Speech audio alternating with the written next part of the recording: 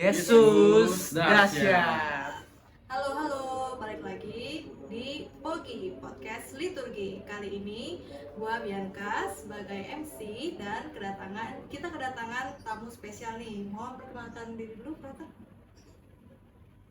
Perkenalkan KM Girls semuanya, nama saya Frater Edo. Saya sebagai pendamping di PMKJ Unit Selatan. Salam kenal. Salam kenal, Brother. Baik, kali ini kita mau bahas tentang yang berkaitan dengan bulan Februari nih, KMKers. Pasti tahu dong, yaitu apa? Bulan cinta kasih atau hari Valentine. Nah, kira-kira nih, kita pengen tahu KMKers dari Frater Edo, bagaimana sih sejarah hari Valentine itu? Mohon dijawab nih, Frater. Oke, sejarah dari hari Valentine itu ada banyak versi. Teman-teman bisa menemukannya di berbagai sumber. Salah satu yang bisa saya sampaikan itu pertama bahwa hari peringatan Valentine, hari kasih sayang itu timbul pada saat sekitaran abad-abad pertengahan. Itu mulai marak. Valentine itu berasal dari nama seorang santo, yaitu Valentinus. Jadi ketika teman-teman itu mungkin pernah mendengar sebuah buku namanya Martyrologium, itu buku yang berisi daftar para martir yang dibunuh di kota Roma sekitaran mulai dari abad 1 sampai abad 5. Di dalam buku daftar itu terdapat 3 nama Valentinus. Pertama ada Valentinus seorang imam, kedua ada Valentinus seorang uskup, keduanya itu dibunuh di kota Roma, dan satu lagi ada Valentinus seorang imam yang berkarya di Afrika. Saat itu Afrika masih dalam kekuasaan Kekaisaran Romawi. Nah, ada legenda yang beredar bahwa ada seorang uskup namanya Valentinus. Dia itu dipenggal kepalanya atau menjadi martir pada pemerintahan Kaisar Claudius II. Mengapa uskup ini dipenggal kepalanya? Karena uskup ini meloloskan para serdadu yang pada waktu itu dilarang oleh Kaisar Claudius II untuk menikah. Mengapa dilarang? Karena para serdadu ini diharapkan bisa dikirim sewaktu-waktu ketika Kaisar membutuhkan ke medan perang. Nah, ketika mereka itu menikah, mereka mempunyai keluarga, mereka tidak lagi bisa sewaktu-waktu dikirim ke medan perang. Maka Kaisar melarang para serdadunya untuk menikah. Nah, beberapa serdadu yang Katolik itu lalu meminta izin supaya boleh dinikahkan. Mereka lalu diizinkan oleh Uskup Valentinus ini menikah. Itulah pelanggaran yang menyebabkan uskup ini dibunuh. Nah, legenda itu lalu melandasi peringatan hari Valentine, maka namanya dipakai Valentine, Valentinus sebagai hari kasih sayang. Nah, lalu itu sampai saat ini kita mewarisinya sebagai sebuah budaya, yaitu pada tanggal 14 Februari kita merayakan hari kasih sayang. Kurang lebih seperti itu singkatnya. Baik, terima kasih nih Frater atas penjelasan bagaimana sejarahnya terbentuk hari Valentine yang sekarang nih sering kita rayakan ya pada tanggal 14 Februari. Kemudian tadi kan disebut soal Santo Valentinus ya, Frater. Nah, kontribusi apa yang Santo Valentinus berikan kepada gereja? Valentinus yang mana? Ada 3 tadi. Yang tadi yang disebutkan dalam sejarah Valentine tadi. Oh ya. Jadi sejauh saya bisa menafsirkan ya, Santo Valentinus uskup ini yang menjadi martir karena dia itu menikahkan para serdadu Katolik ini untuk bisa menikah, itu mau mengatakan bahwa pernikahan itu kan sakramen, tanda sarana keselamatan Allah, itu tidak bisa dihalangi, tidak bisa diatur, tidak bisa diputuskan secara sepihak. Salah satunya pada konteks itu oleh kaisar. Bahwa pokok ajaran kita umat Katolik kan cinta kasih. Nah, Santo Valentinus ini mau mengatakan bahwa cinta kasih itu tidak bisa diatur-atur, tidak bisa dihalang-halangi, ditutup-tutupi ataupun dipergunakan untuk kepentingan-kepentingan tertentu. Seperti Yesus itu kan mencintai, Yesus mengasihi, Allah Bapa mengasihi semua ciptaannya, manusia, sehingga dia mengutus putranya untuk masuk ke dalam dunia, menebus dosa manusia dengan disalib.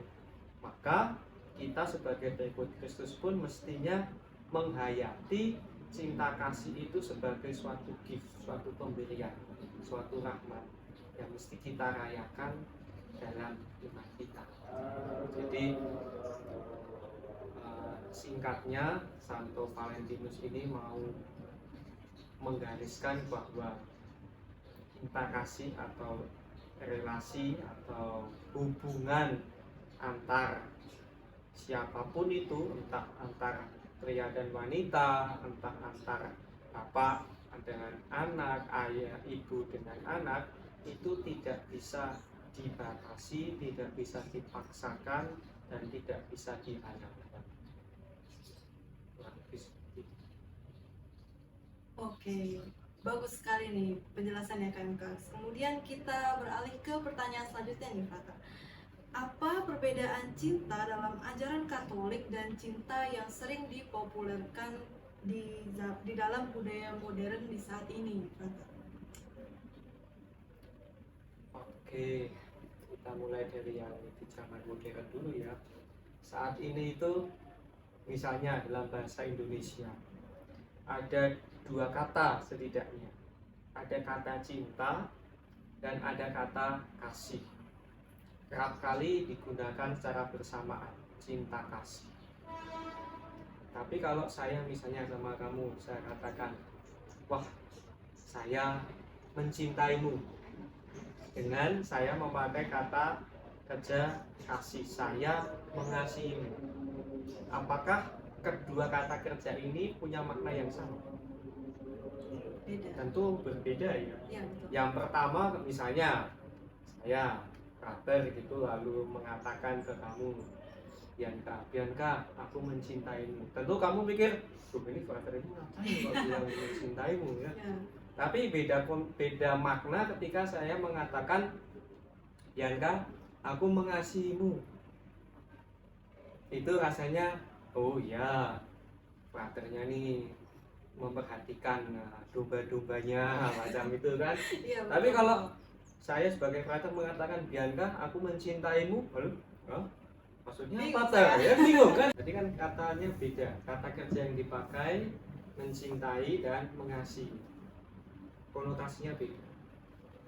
Tapi seringkali itu campur aduk sehingga ya cinta kasih itu dipakai secara bersama. Tidak ada kata khusus, kata kerja khusus yang mendistingsikan cinta misalnya. Apakah sama cinta antara pemuda dan pemudi dengan cinta antara bapak dengan anaknya atau ibu dengan anaknya? Lalu cinta antara manusia dengan Tuhannya. Itu kan kita pakainya kata ya cinta atau ya kasih. Dengan tadi konotasi itu tadi ya, mencintai, mengasihi. Dalam bahasa Inggris kita menemukan kata cinta itu love. Dalam bahasa Latin amore, amoris. Nah, dalam bahasa Yunani ada setidaknya sejauh saya tahu ada tujuh jenis cinta. Ada 3 yang umumnya itu dipakai dalam perkuliahan, dalam teologi, dalam literatur gereja. Ada 3 jenis cinta, bentuk cinta. Pertama, cinta yang erotik. Kedua, cinta yang filial. Dan ketiga itu cinta yang agape. Cinta yang erotik atau eros. Eros itu cinta seksual, cinta nafsu, cinta antara pemuda dan pemudi, pria dan wanita. Yang kedua, cinta filial, cinta persahabatan. Yang ketiga itu adalah cinta yang agape, cinta yang tak terbatas, cinta yang melampaui keterbatasan manusiawi, dan lebih dalam lagi cinta yang mau memberikan dirinya sepenuhnya. Itu 3 jenis. Ada cinta yang eros, cinta yang filial, dan cinta yang agape. Seperti itu. Nah, misalnya kalau saya tanya kamu ya, cinta antara papamu dengan kamu itu kira-kira cinta yang, kalau dari 3 jenis tadi, cinta yang filial. Ya? Yang filial, tentu ya, yang filial. Nah, cinta lebih jelasnya lagi kalau teman-teman itu membaca Injil Yohanes itu. Ketika Yesus setelah bangkit lalu bertemu dengan Petrus, Yesus kan bertanya, "Petrus, apakah kamu mencintai aku lebih dari segala sesuatu?" Petrus menjawab, "Ya Tuhan, aku mencintaimu." Lalu kan, "Gembalakanlah domba-dombaku." Pertanyaan Yesus kan diulang 3 kali. Tetapi dalam terjemahan Alkitab kita itu menggunakan kata kerja yang sama, yaitu mencintai. Sedangkan dalam bahasa aslinya, bahasa Yunani, digunakan 2 kata kerja yang berbeda. Satu tadi cinta yang filial tadi, yang kedua cinta yang agape. Jadi Yesus bertanya kepada Petrus itu dengan cinta yang agape. Bisa tidak Petrus, kamu mencintaiku dengan cinta yang agape? Petrus menjawab, "Ya Tuhan, aku mencintaimu dengan cinta filial." Beda jawabannya. Ya kan? Lalu Yesus bertanya lagi yang kedua, "Petrus, apakah kamu mencintaiku dengan cinta yang agape?" Petrus menjawab, "Ya Tuhan, aku mencintaimu dengan cinta yang filial." Lalu kan Petrus sedih hati, loh, kok Yesus bertanya 2 kali? Yang ketiga, Yesus bertanya, "Petrus, apakah kamu mencintaiku dengan cinta yang filial?" Lalu Petrus menjawab, "Ya Tuhan, aku mencintaimu dengan cinta yang filial." Cinta yang manusiawi, cinta yang terbatas. Nah, jadi ketika teman-teman kita semua ini kan tentu saja lahir, hidup, tumbuh dan berkembang dari sebuah keluarga. Betul. Kita lahir dari rahim seorang ibu. Kan tidak ada yang dari sini lahir dari batu ya, atau tiba-tiba muncul celing. Kan tidak. Semua lahir dari seorang ibu. Selama 9 bulan 10 hari dikandung dalam rahim. Dari pengalaman itu saja kita sudah mengalami kasih yang filial itu. Kasih seorang ibu terhadap anaknya. Ketika kita lahir, kita dirawat oleh ibu kita. Kita menerima kasih dari ibu kita. Itu bentuk cinta manusiawi yang terbatas. Tetapi tanpa cinta manusiawi yang terbatas itu, kita mati. Betul. Kita tidak hidup. Justru cinta manusiawi yang terbatas itu yang menghidupi kita. Nah, maka tadi kalau kita kembali pada cinta itu tadi ya, cinta zaman saat ini, zaman modern kita saat ini kan terbatas pada cinta antara pria dan wanita.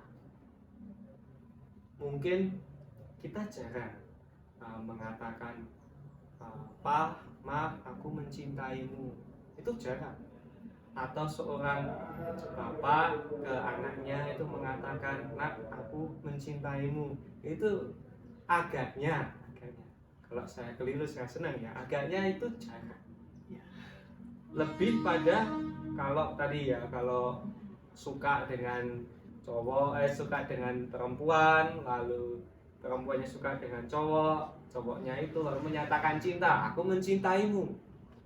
Itu yang umumnya Lebih terjadi. sering terdengar. Maka sekarang tadi kalau saya tanya ke kamu Bianca, ya, mengatakan ke kamu tadi, "Bianca, aku mencintaimu." Kan kamu nih, "Hah? Maksudnya apa, Brother?"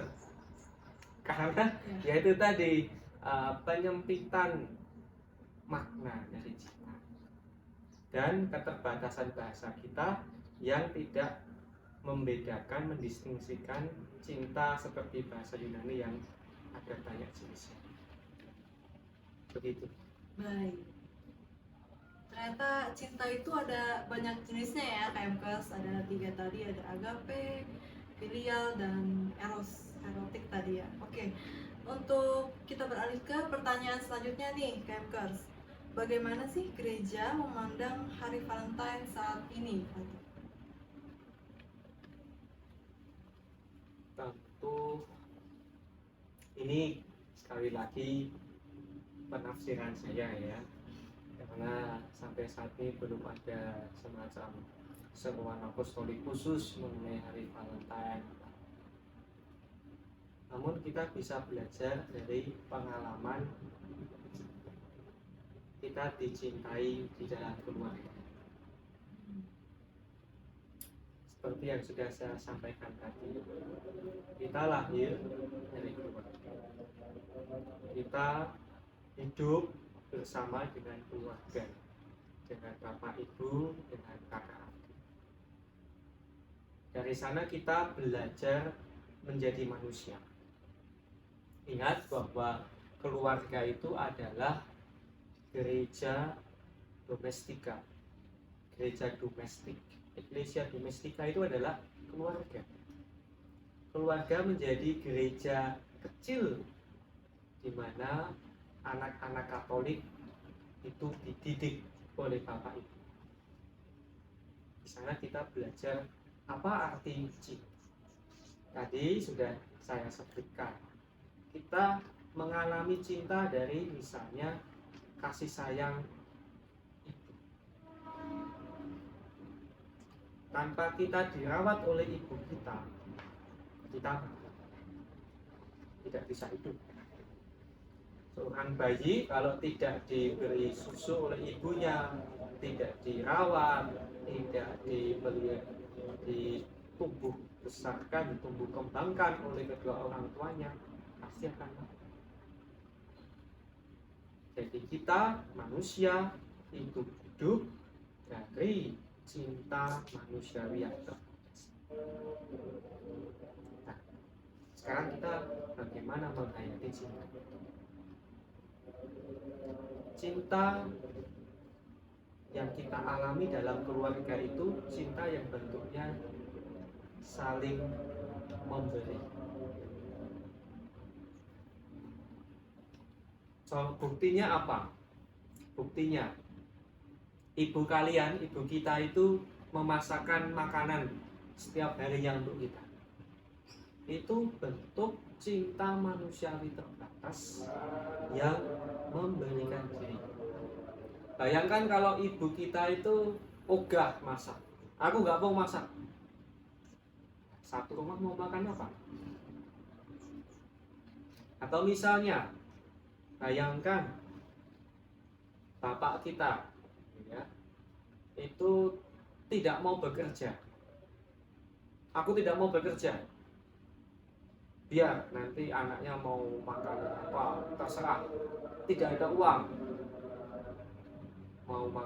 Mau seperti apa keluarga? Bapak kita bekerja dari siang sampai malam misalnya, membanting tulang atau merantau keluar kota, itu ya untuk anak dan istri. Itu tadi bentuk cinta manusiawi terbatas yang memberikan diri. Tentu kita pernah mengalami masa ketika diantar oleh orang tua kita ke sekolah. Itu bentuk cinta manusiawi yang terbatas. Bapak, ibu kita mengantarkan kita ke sekolah, lalu menjemput kembali. Kalau tidak ada cinta antar ayah ke anak atau antar ibu ke anak, mana mungkin orang tua kita mau mengantar dan menjemput kita dari sekolah. Dibiarkan saja, sudah kamu jalan saja sendiri ke sekolah. Mau selamat ya alhamdulillah, tidak selamat ya sudah. Itu. Jadi dari keluarga saja kita sudah belajar apa itu cinta, seperti apa itu cinta, dan kita mengalami cinta itu sendiri. Cinta manusiawi yang terbatas. Nah, sekarang sebagai orang muda, tentu dalam berelasi, entah relasi pertemanan maupun relasi yang cukup intim dengan ceweknya atau dengan cowoknya, dengan pacarnya, dengan calon istrinya atau calon suaminya, kita belajar menerapkan cinta manusia yang terbatas. Di dalam relasi tentu kita menyadari ada cinta yang bentuknya eros, tetapi itu bukan satu-satunya, itu bukan dasar sebuah relasi terbentuk. Kalau sebuah relasi antara pria dan wanita itu terbentuknya hanya atas dasar eros, bisa dibayangkan relasinya seperti apa? Relasinya hanya relasi saling memuaskan saja, memuaskan nafsu, sudah selesai ya selesai. Nah, sebetulnya yang menghidupkan relasi antara pria dan wanita dalam keluarga, antara ayah dan anaknya, ibu dan anaknya, itu relasi filial itu, relasi manusiawi yang terbatas. Dia menghidupkan, dia menggerakkan. Biarkan pernah menjalin relasi dengan teman laki-laki, pernah pacaran? Belum, belum. Oh, belum pernah. Saya juga belum pernah. Jadi ini hanya teori gitu ya. Misalnya seorang pria dan wanita, anak KMK ya, KMK Gunadarma gitu ya. Lalu bertemu di KMK, akhirnya jatuh cinta dan cowok ini nembak ceweknya. Akhirnya cewek itu menerima pengakuan confess dari pria ini, lalu mereka berpacaran. Dalam pacaran itu mereka kan saling mengenal, saling berbagi, saling menguatkan, saling terbuka, mengenali satu sama lain, tahu titik-titik kelemahannya, tahu sisi-sisi gelapnya, dan juga tahu kekuatan, tahu juga kemampuan-kemampuannya. Nah, ini kan proses cinta yang manusiawi yang terbatas. Peduli, memperhatikan, caring, peka. Nah, kalau suatu relasi itu hanya dasarnya nafsu, apakah itu bisa dikatakan cinta? Cinta dalam arti tadi, cinta manusiawi yang terbatas, yang menghidupkan itu. Jangan-jangan itu hanya nafsu. Ya kita boleh saja mengatakan cinta eros itu, ya itu nafsu. Kalau suatu relasi dibangun atas dasar nafsu, ya tidak akan bertahan. Cepat atau lambat itu hanya soal ya saling memuaskan. Atau saat ini kan kita tahu ada istilah friends with benefit. Oh iya betul. Friends with benefit. Friends with benefit ya hanya untuk benefit saja, Saling menguntungkan saling saja. menguntungkan. Ya saya sedang bernafsu, kamu juga sedang bernafsu. Ya sudah, kita mengadu nafsu itu selesai, oke selesai. Apakah itu dasar suatu relasi interpersonal antar pria dan wanita? Kan jauh lebih. Nah, kesadaran ini saya rasa menjadi poinnya Bianca. Jadi kita sebagai OMK, orang muda Katolik, itu sadar betul bahwa kita dicintai oleh Allah melalui keluarga kita. Pertama-tama kita lahir, tumbuh, hidup dalam keluarga. Kita mengalami cinta manusia yang terbatas itu dari dalam keluarga. Maka kita juga diundang, yang ketiga ya, diundang untuk mencintai, untuk mengasihi sesama kita dalam berteman, dalam berrelasi itu dengan cinta filial. Begitu. Baik. Penjelasannya sangat lengkap nih KMKers. Tadi sudah dijelaskan bagaimana sih hubungan cinta filial itu bekerja pada kita orang-orang muda Katolik, pada sesama maupun pada pasangan ya. Nah, kali ini untuk pertanyaan terakhir nih Frater, bagaimana sih kita meningkatkan kualitas hubungan yang penuh secara emosional di tengah dunia yang serba cepat dengan teknologi? Gitu. Ini hubungan apa? Hubungan tadi seperti bagaimana sih kita caranya meningkatkan hubungan filial mungkin dengan sesama sebagai orang muda Katolik. Tips-tipsnya mungkin caranya bagaimana kita bisa lebih peka gitu pada satu sama lain. Ya, soal kepekaan itu soal habituasi, soal pembiasaan. Kalau kita itu tidak terbiasa memperhatikan orang lain, bahkan memperhatikan dirinya sendiri pun tidak, maka mungkin dia bisa memperhatikan orang. Maka pertama-tama yang perlu kita bangun adalah habitus baik. Habitus itu kan pembiasaan. Bila suatu habitus itu dibiasakan, setiap hari akan menjadi karakter baik. Nah, karakter baik itu bisa banyak hal. Misalnya memperhatikan, lalu peduli, lalu mencintai. Itu ada banyak. Nah, dalam menjalin relasi tentu saja kuncinya yang pertama adalah mesti terbuka satu sama lain. Itu kuncinya. Kalau seseorang itu masih menutup dirinya, tentu orang lain pun tidak bisa mendekati dia atau menjalin relasi dengan dia karena dia selalu menutup. Tapi kalau dari pihaknya itu membuka diri, lalu kita juga membuka diri, maka kita bisa berrelasi. Yang kedua tentu adalah trust. Ini yang beberapa kali itu seringkali saya dengar itu, atau saya tidak bisa lagi trust dengan teman saya. Mengapa?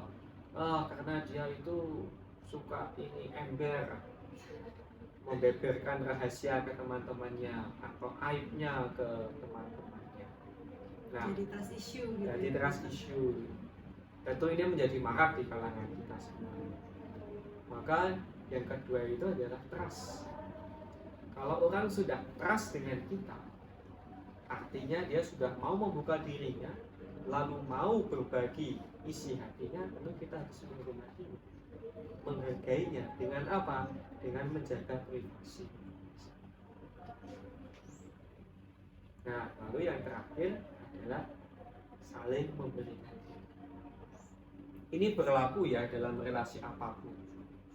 Kalau sifat relasinya itu masih satu arah, hasilnya atau dampak yang kita rasakan itu tentu akan capek, lelah, karena satu arah.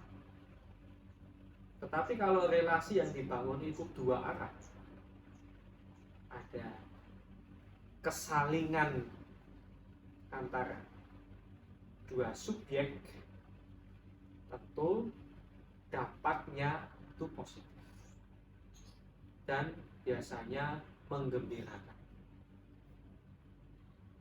Jadi tadi pertama itu terbuka, kedua itu keras, dan yang ketiga tadi apa? Saling memberikan diri. Saling memberikan diri. Kesalingan memberikan diri itu yang menjadi, katakanlah, kunci-kunci atau tips-tips dalam menjalin relasi apapun itu bentuknya, relasi pertemanan, persahabatan maupun relasi percintaan. Tapi disclaimer-nya adalah kalau soal percintaan ya ini hanya soal teori, saya bisa mengatakan itu ya. Brother, ini hanya teori saja. Ya betul, saya hanya tahu teorinya, soal pengalamannya ya itu kalian semua yang Baik. Terima kasih nih Frater atas penjelasannya yang sangat lengkap, sangat luar biasa tentang topik cinta kasih pada bulan Februari ini. Sepertinya segitu aja KMKers. Terima kasih sudah mendengarkan POGI, Podcast Liturgi edisi bulan Februari ini. Terima kasih sudah meluangkan waktu bersama-sama dengan kita. Terima kasih juga Frater atas waktunya. Baik, sampai ketemu di kesempatan selanjutnya. KMK Gunadarma, keluarga, karya, kasih. Dadah, sampai jumpa lagi.